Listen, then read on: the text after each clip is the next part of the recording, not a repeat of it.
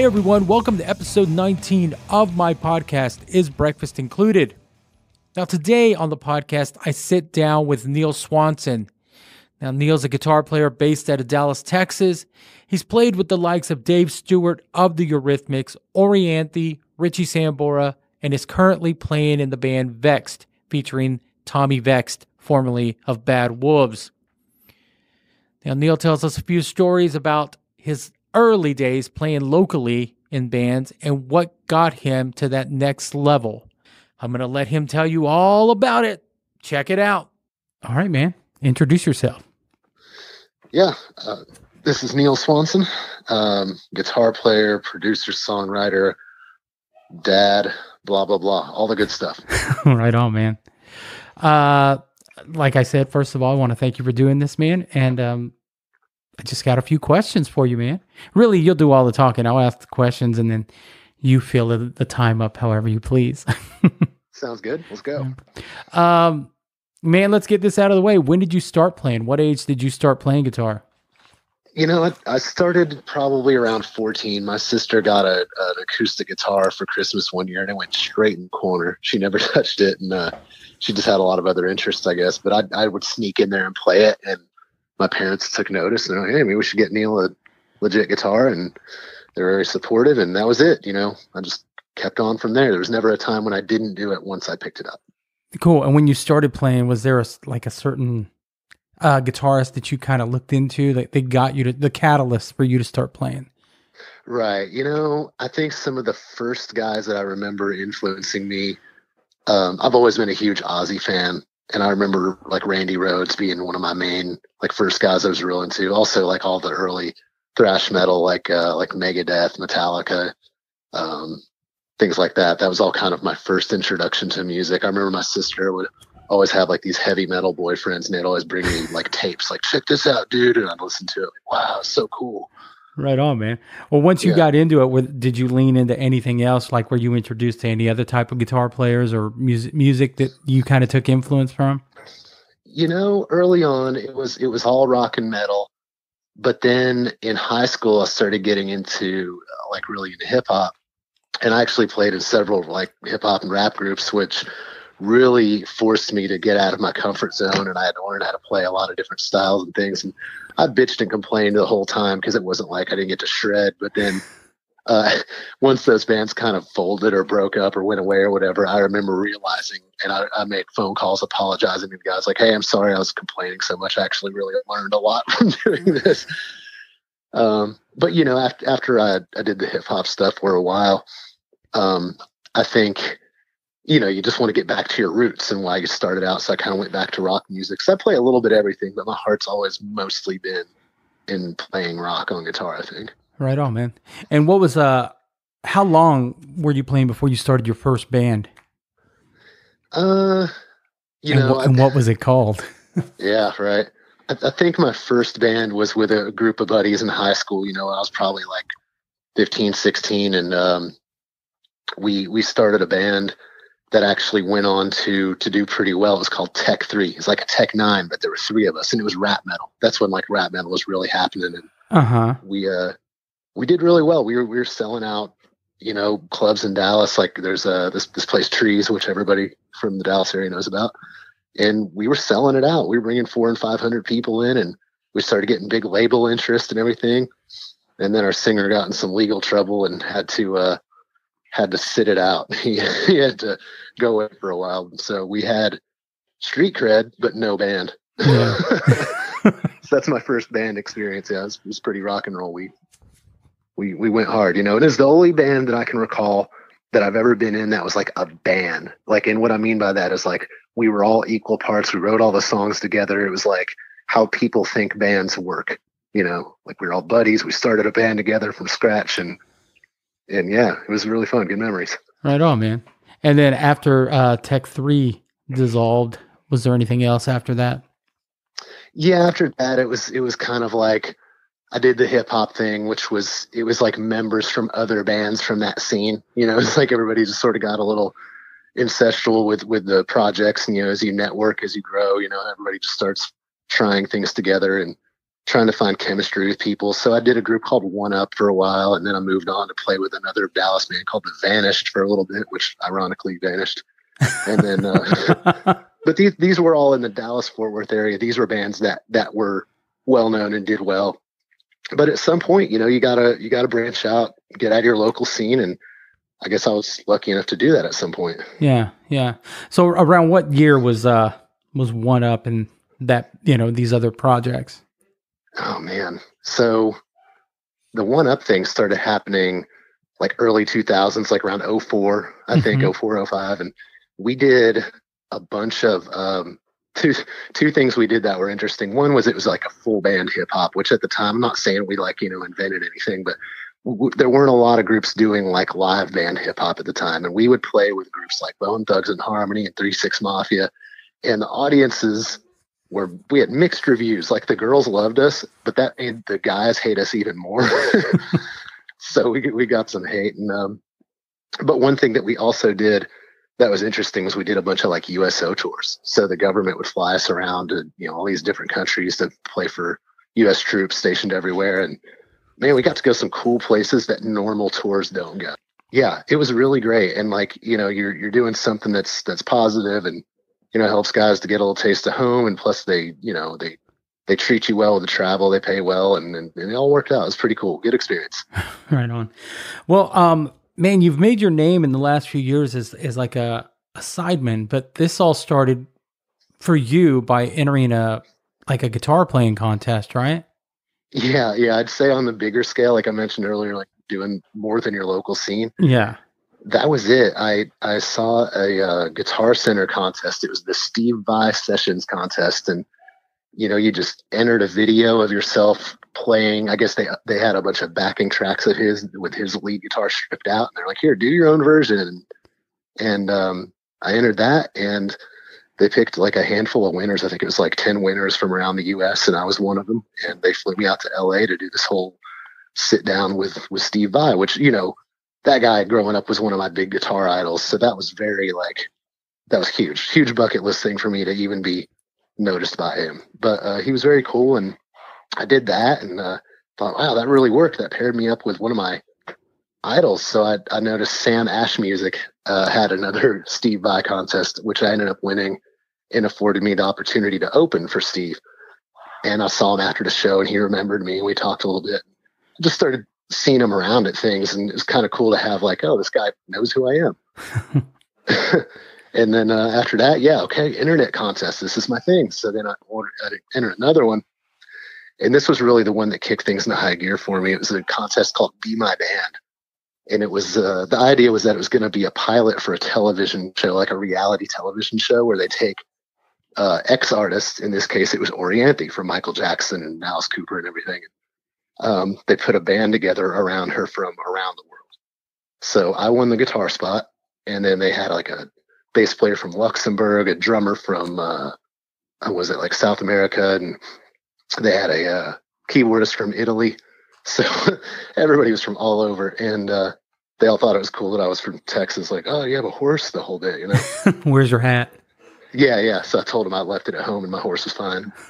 Just got to play along.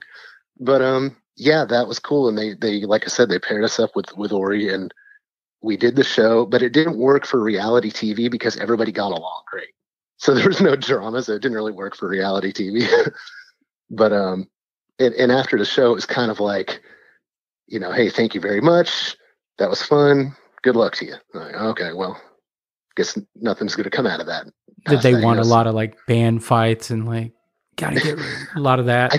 I think they did. They wanted some drama, but it just wasn't happening. One of the most interesting things was that, despite the language barriers, except for me from the US, but everybody else, it's a lot of broken English and stuff. And, but when we all started playing together, it was really interesting how music has no language other than its own. Like an E chord in any language is the same thing, and everybody was on the same page, and it was magic. It was really cool to see that happen. It was kind of a one-off deal. But then a few weeks later, I got a call from Dave Stewart's assistant. So Dave Stewart, the guy from the Eurythmics and, mega producer and many other things, he was the one that was kind of his brainchild. He put that whole thing together. And his assistant says, "Hey, Dave really liked you. Would you want to come play guitar for him?" So like, yeah, absolutely. And let me check my schedule. So that was it. So teamed up with Dave and played with him for a couple of years. And we did some really huge concerts. And we did like a Beatles tribute concert. It was like 3 nights at the Hollywood Bowl, like all sold out with all this like all-star lineup and guest singers and like things that I'd never imagined. Like I'd gone from like a local Texas guitar player to just like, boom, you're playing in arenas. Like, whoa, it was pretty crazy. And what was that like? What was that like to you? Like to be looking out? Yeah, I know you said you played in a local band that drew a lot of people. What was it like looking out on the Hollywood Bowl? I've been there. I've been on that stage. So as a tech, it looks pretty crazy when the place is packed. So how did it look as a guy from Texas, like this guitar player that just kind of fell into this? Well, not kind of fell into it. You worked your way into it, but But it went like, 0 to 100 really quick. Yeah.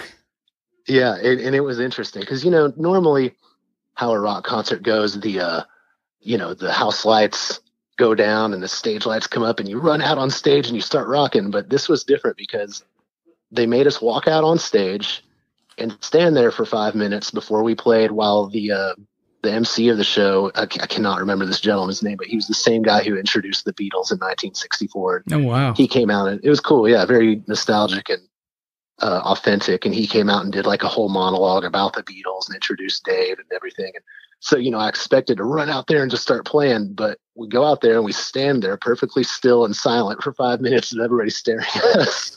So it was a little weird, like, what do I do? Did he give you a minute to like compose yourself and get used to the crowd before you started playing? That help or hinder your playing? Yeah, at first it was a little unnerving, but I think after standing there for a minute, I was kind of looking out. It did give me a second to kind of reflect and realize, like, Neil, you've worked hard to get here. You've done this a million times. It doesn't matter if it's 10 or 10,000. It's the same thing. You've practiced hard all these years. You've trained for this. No matter what happens, it's going to be okay. Enjoy it, have fun. And I did, and it went great. And and then I just kept getting called back. So I guess I did my job all right, and that was just such a big jump into something else. And when Dave started, he just started to slow it down a little bit, and he didn't want to do as many shows. So I kind of found myself like, how do I keep this going? Because I didn't know a lot of in between gigs to do. It was either like, Texas bars or Hollywood Bowl. Like, what do I do in between? So my wife noticed that after that one show I'd done with Eurythmics, that she was very involved in her own social media. She's very personal and it was definitely her doing it. It wasn't like a service or anybody. So she says, "Why don't you just message her?" I'm like, all right, cool. Why not? What do I have to lose? So I just sent her a DM like, "Hey, keep me in the loop if you need a guitar player." Just try to keep it light, not kind of desperate. And Ori called me the next day and she says, "Hey, yeah, my guitar player that I've had forever, his family owns a dentistry practice and he's going to go to school to be a dentist. So you're in." Okay, cool. So just good timing. And, that's why I tell everybody, it's like, you got to have the skills to do the job, but just being forward and asking for what you want is super important. And I think that's, with anybody that owns their own business or anything, you got to go get it. That's the saying, opportunity knocks. Like it really doesn't. You got to do the knocking. And you also have to be willing to take that opportunity if it comes to you, which, I've followed your career and you seem to be always ready to do it. There's some cats out there that will say they want it, but when it comes knocking on their door, they're like, well, I've got this girlfriend or I've got this job or I've got this thing that I really can't leave, and like you've wanted to make this is what you want your life to be. So kudos, man. Yeah. You were with Eurythmics for a while, correct? Yeah, I still am. I've played with her since, I guess that was really, I did that first show with her. That was 2014. And then I played with Dave for a year or so and then picked back up with her pretty heavy starting in 2016. And we've done a lot of cool things. And I still work with her and we're actually doing a live stream coming up early next month. Right on. And but yeah, no artist says, well, I don't want to say no artist, but most artists don't tour 365, or whatever. They don't go year round. So for a guy like me that ended up sort of looking for full-time work, and like I said, not knowing a lot of those in betweens, like, okay, how do I keep this going? So I started branching out, trying to play with as many artists as I could. And at that point, I kind of had a little bit of a resume, so I just started name dropping a little bit, as I think you kind of have to do sometimes. Oh yeah, that's how you network in this industry. Yeah. A lot of people think you're just bragging, but it's like, yeah, no, I'm just trying to show my resume. yeah. By working with her, you also had the opportunity to work with Richie Sambora of Bon Jovi. I don't have to say that, but it sounds like something I should say. Say it anyway. It's cool. Richie Sambora of Bon Jovi. What was that like, man? Because he was a big hero, and when I was younger, and just a great guitar player. Absolutely, and that was kind of a cool bonus that I didn't expect, because I knew that he and Ori were dating at the time, and he was very nice and offered a lot of like his sort of Richie Jersey wisdom, and but just being around the guy was super cool, because the things I would pick up from him, same thing with Dave Stewart and all these guys who have done all these big things, you just kind of have to absorb what you can from being around him. And Richie he's a very free spirited kind of guy, he does what he wants when he wants, and that reflects in his songwriting too. Like, he never had a real strict way of doing things. It was just sort of whatever felt right. Like, he's a big feel player, Yeah. And I think that rubbed off on everybody around him, including Ori. I mean, she's known as being a real shredder kind of guitar player, but I think spending time with him, and also a lot of the other guys that she's been mentored by over the years, like Santana and some of these other guys, that really showed her a lot about feel. And that's so important, It's not about playing all the notes; it's just about playing the right ones. Yeah. So that's the biggest thing I learned from him, I think. Yeah, I've heard Billy Sheehan say that. Guys come up and ask him, how can I learn to play like you? And he's like, just play the notes that the song requires. Yeah, that's it. It seems so simple. I know, right? It's the hardest thing to do, though. Yeah.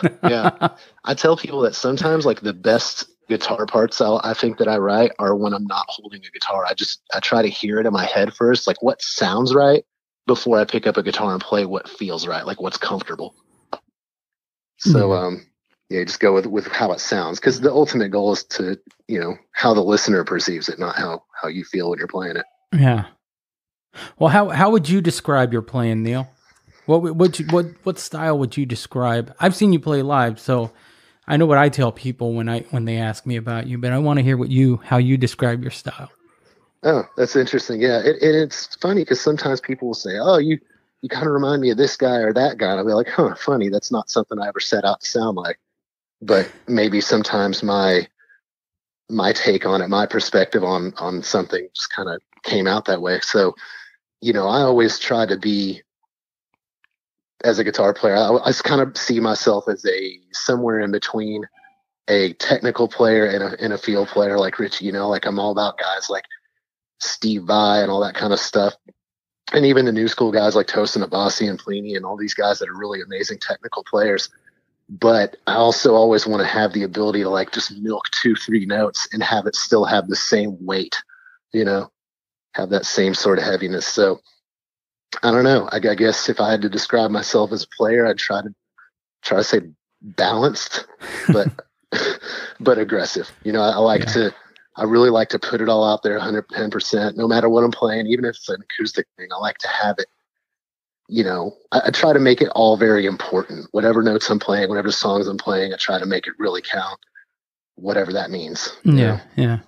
Well, my opinion doesn't count. I've seen a lot of guitar players in my life. I remember the first time I saw you play, you were with One Up.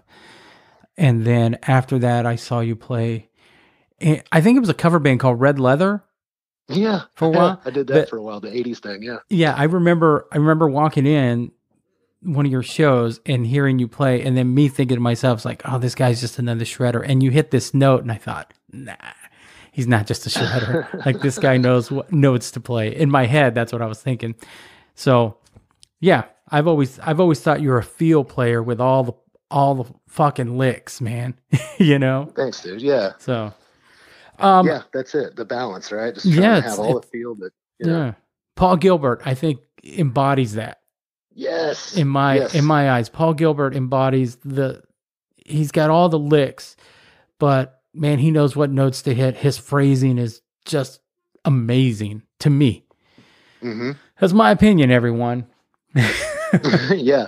No, and he's so like off the cuff original. Like he can just throw something out there. He didn't plan it. He didn't think it out, but it still just sounds so like heartfelt and like Yeah. like you could write a solo for a year and not have it be that meaningful, but he just oozes that kind of feel. Yeah. And for what it's worth, that's who you remind me of when you play, when I watch you play. So Thanks. I don't know if that's a compliment or what. Absolutely. And I think it's funny because that totally plays into what I was saying a minute ago. Paul Gilbert is not one of those guys that I ever really sought to sound like. I always respected him and what he did and aware of him and everything, but I never thought I want to sound like Paul Gilbert. So that's kind of cool to hear. I appreciate it. No worries. Most recently, you just recently did before I get into that, you released an album last year called Story of Roe. Yeah. Yeah, it started out last year. It was sort of like a passion project I've wanted to do for a long time. And I started on this like right before the COVID thing happened. So I was like, okay, well, now I have time to do it. And it was an album I did. The concept was basically to have a sci-fi comic book style story that went along with the rock record. When I was a kid, I had the Spider-Man album. It's like an action comic and the characters were acted out, I'll get you, Spider-Man. Not today, Green Goblin. And they'd fight. And then a song would come in, Spider-Man, Spider-Man. So it was really hokey and corny. But as a kid, I was like, this is awesome. It's like everything, that you would want to watch on TV, but you're just listening to it. So I kind of made my own version of that. And I wrote this whole sci-fi story and I got voice actors and I programmed a bunch of cinematic themes and sound effects and all these songs and I put it all together. And yeah. Awesome, man. And how was it releasing an album during a pandemic? I mean, was the response kind of cool? Did you, when you're not able to go out there and promote it, excuse me. But was it all like social media, like pushing the album? Yeah, 100%. To date, I still haven't played any shows doing it. It was a little odd trying to release an album during the pandemic, and I don't think I'm a good enough marketing whiz to really push it as far as it could given the situation, but I think it did pretty well. It's still growing. And I think that the idea is something that takes a little time to sink in with people too. I think if people accept your music right away, it's probably because they've heard that sort of thing before. Yeah. But something like this, it is a little different. It's not going to be for everybody. It may be a slow grow, but I think the more people hear it, and the more people look for something fresh and different, hopefully it'll start to grow. And I can, now that things are starting to open back up, I can continue to promote it more. And, but I've had a really great response on it from people that have heard it. So, okay. Yeah. And to get back to what I was going to ask you, most recently you did like a small tour of Texas with a guy named Tommy Vexed who sang for a band called Bad Wolves. That's right. Yeah. How was that doing shows in a post-pandemic Texas? Yeah, that's the real question. Like, how did it go? And that's what everybody's been asking me since I got back. And Tommy, he's very politically outspoken and has a very strong stance on a lot of things. And I think that's a good thing to be. I think a lot of people, they try to make everybody happy, and he's not worried about that. He stands up for what he believes in, and not everybody in the band or in his crew all see eye to eye on every political issue, but we all come together on certain things that are important, and that main thing being that we all want to get back out there and play music. And that's something that once we did these first couple shows, the response was insane. People were just like, wow, rock concert. It was like everybody was just losing their shit. So yeah, it was cool. And, it was interesting because I was trying to play it safe. We don't really know everything about the whole pandemic thing and the COVID thing. So trying to play it safe and distance from people a little bit, but there wasn't a mask in sight. for the whole tour. And, we had gotten, everybody had been vaccinated and everything, beforehand. So we all ended up being fine and, got tested at the end of the tour and everybody's fine. So it was kind of like, okay, we kind of had to rip the Band-Aid and try it. Yeah. And it looks like we're going to be okay. I mean, I think that, we need to proceed with caution, but we are very cautiously optimistic though, because everything ended up being fine. All right. Right on, man. And what was it like playing on stage for the first time after all this time? I mean, did you or did you feel like the crowd and just want to throw out every lick you knew, or? For me, living in Texas, during the whole pandemic thing, a lot of bars and restaurants bars were closed, but restaurants could still be open. I guess that qualified as anybody that sold 51% food over alcohol. So I was still able to do some bar gigs and stuff throughout the pandemic, which seemed kind of weird, but I had to keep money coming in. It's funny because all the years of like teaching guitar lessons online and doing bar gigs and things like that, you kind of want to get past that. I just want to do big stuff. Yeah. But when everything shut down, I was so glad I had those things because that's all I had. Yeah. Yeah. So I was able to kind of keep performing to some degree. And I was still in practice of my playing because, like we said, I was recording my album. So when it came time to get back on stage and perform in front of people, I really didn't feel like that far, from where I was. Whereas like Tommy, he was like, man, this is the first gig I've played in 18 months. Like, I can't even imagine. Yeah, I think he was in Bad Wolves at the time when everything shut down. I think they might have even been on tour or about to start a tour. Yeah. So it'd been a while for him too. Yeah. Is there anything new you're working on right now?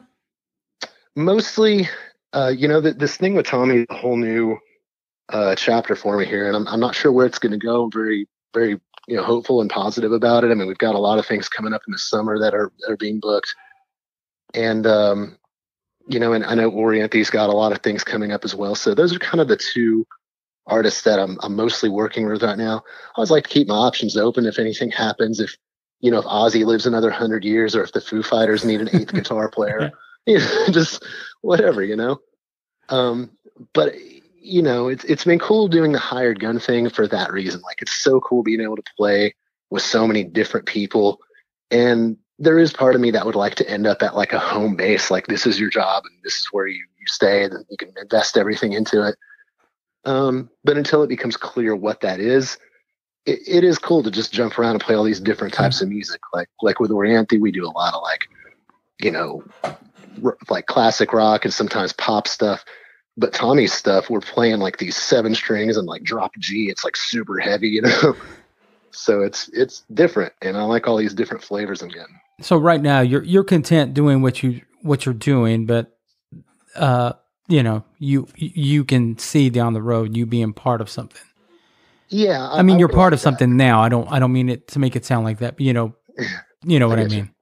I do, and I think like anybody that owns their own company, or anybody that's like a contract employee, like a 1099 guy, it's like, yeah, it's cool to have the contract work and as long as it lasts, but it would be nice at some point to have some sort of stability. And I don't mean just financially. I just mean like just planning time, and just knowing kind of where things are going, because that's something else that, like, when we first started talking, and I mentioned being a dad, I have a 3-year-old, and it's like, the being home this whole last year with my kiddo has been like really amazing. And it makes it hard to leave again, but you can't put this is something that I think I realized a couple of years ago, is I can't put the rest of my life on hold while I'm chasing a golden carrot.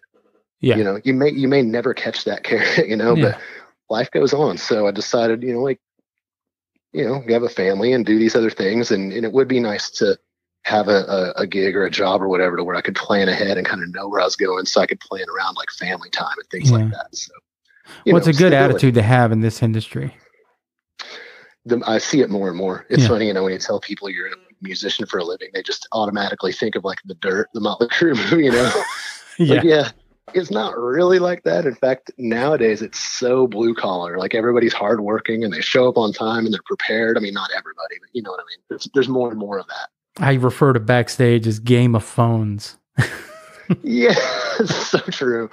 Yeah, it's like, oh, where's the chicks and the drugs? Like, yeah, I don't know. Yeah. I guess somewhere. Did you see this new app that shows me where all the clean public restrooms are in the U.S.? That's exciting on the road. That is number one. Yeah, the most important thing. People don't know the struggle. No, they don't.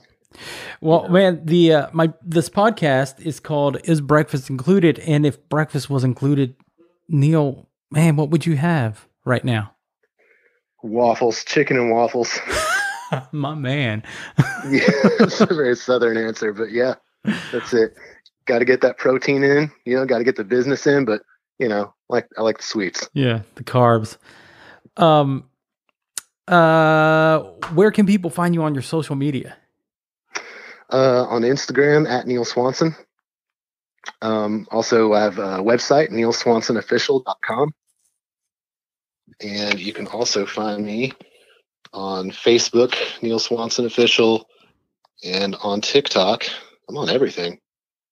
All at Neil Swanson? What is my TikTok? Neil Swanson Guitar on TikTok. I don't know. So that's where you're going to find me. Cool. Oh, and of course, on all the streaming platforms, you can just search Neil Swanson, and I'm on, Apple, Spotify, all of them. Cool. Is there anything you want to plug? Any gear? Anything before I let you go about your day?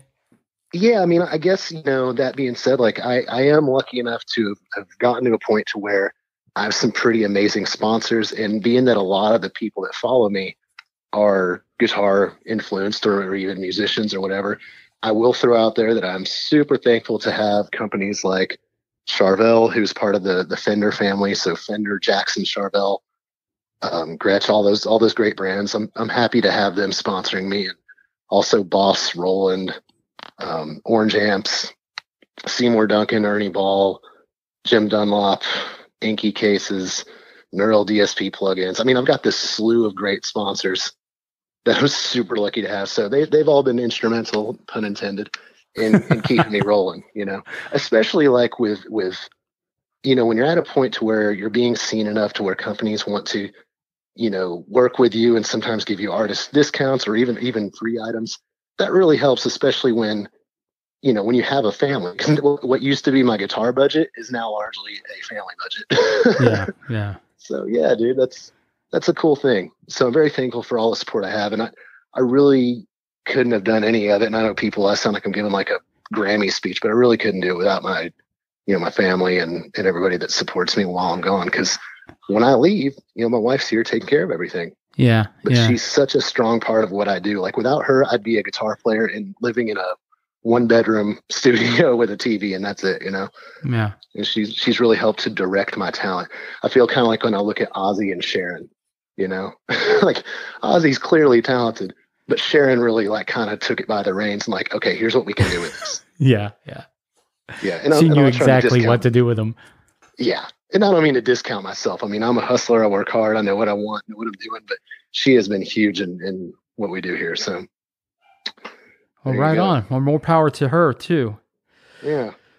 Well, buddy, I do appreciate you taking the time to do this. I know it took us a minute to get connected, but thank you for doing this. And I will let you go for the night, man. I wish you nothing but luck in your career, buddy.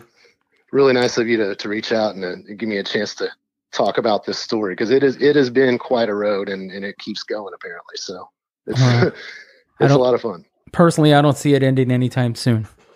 Me neither, man. I'm positive about it. Looking ahead to the future. Cool. Have a good night, Neil. You too, man. Thanks again. Take care. Bye. Bye. Right on. That was Neil Swanson. Really great guy. You can check him out at neilswansonofficial.com. He has tour dates, merch, music, all kinds of stuff. Also, Neil Swanson on Instagram and Facebook. And he's out with the band Vexed right now. So if they're in your area, go check him out. You won't be disappointed. All right, guys, I'm done. You guys have a great day, and I'll talk to you next week.